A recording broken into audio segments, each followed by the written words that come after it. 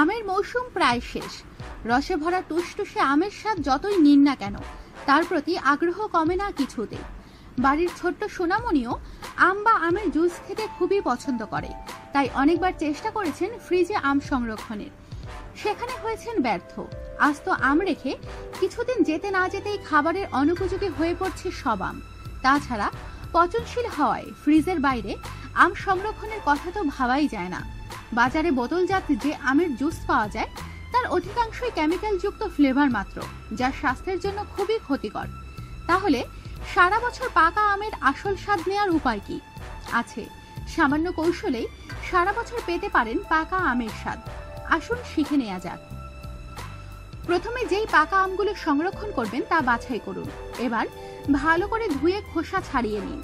বড় একটি পরিষ্কার গামলায় রেখে খোসা ছাড়ানো আম আটি ছাড়িয়ে জুস করে নিতে হবে। আমের জুস থেকে আটি আলাদা করে পছন্দের বক্সে ভরে ডিপ ফ্রিজে রেখে দিন। ছোট ছোট পাত্রে এমন পরিমাণ আমের জুস রাখতে হবে যা বের করে একবার খাওয়া যায়, তাহলে আপনার জন্য সুবিধা হবে।